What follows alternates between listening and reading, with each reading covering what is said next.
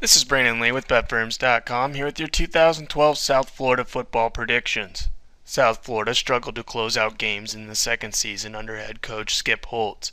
As a result, the Bulls finished just 5-7 overall and were dead last in the Big East with a 1-6 conference mark. A lot of people will look at their record and think this wasn't a very good football team, but South Florida actually had a lead in the second half in 6 of their 7 losses. With 15 starters coming back, Holtz and company are one of 5 teams that have a legit shot at winning the wide-open Big East. Let's take a closer look at what South Florida will send to the field on both sides of the ball in 2012. The Bulls featured one of the most explosive offenses in the Big East last season. They averaged 29.3 points per game behind an impressive 432 yards of total offense. The big reason for their success on this side of the ball was the outstanding play of quarterback B.J. Daniels. After a disappointing sophomore season, Daniels threw for 2,585 yards with 13 touchdowns to just 5 interceptions, and was second on the team with 601 yards and 6 touchdowns on the ground.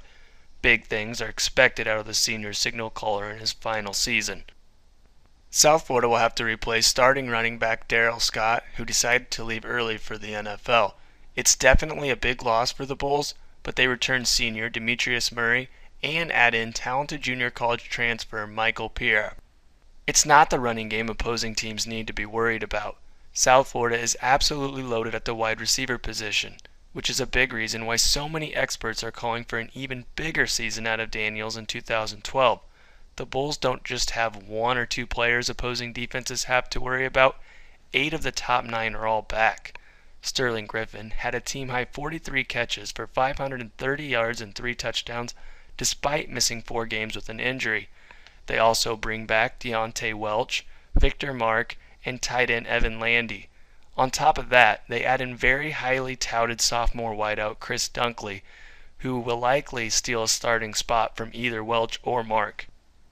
While the Bulls have to replace a couple of 3-year starters on the offensive line and first-team All-Big East left guard Jeremiah Warren and third-team All-Big East center Kevin McCaskill, they returned 3 starters who started all 12 games last year and have added a couple junior college transfers to compete for the vacated spots at guard and center. Overall, this should be one of the best offensive lines in the conference. Opposing teams found it very difficult to run against the South Florida defense last season. The Bulls allowed just 107 yards per game and only 3 yards per carry. While they have to replace 2 of their top defensive tackles and a starting defensive end from last year, they could be even stronger against the run in 2012.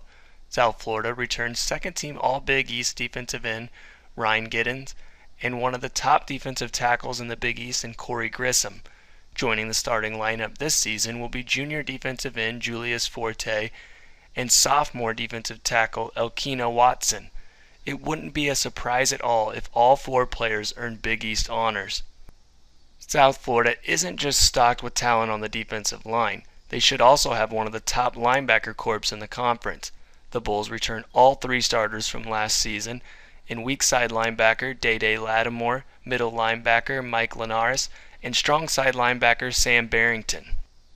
While the Bulls have all kinds of talent coming back up front, there are some big concerns with their ability to stop the pass.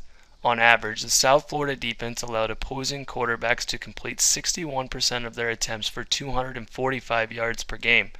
Starting corner Quentin Washington and second-team All-Big East free safety Jarrell Young both have to be replaced. They do bring back a couple of talented players, but overall this unit isn't going to be a whole lot better than it was a year ago. Now for my Big East prediction. I have South Florida picked to finish second in the conference. Normally when you see a team finish last in the Big East, expectations aren't all that high the following season.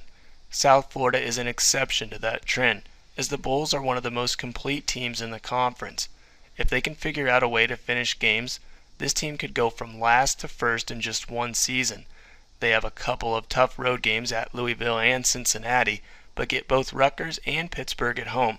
The only team that completely dominated South Florida last season was Pittsburgh, who rushed for 307 yards. Hard to pick the Bulls over the Panthers with Ray Graham returning for his senior season.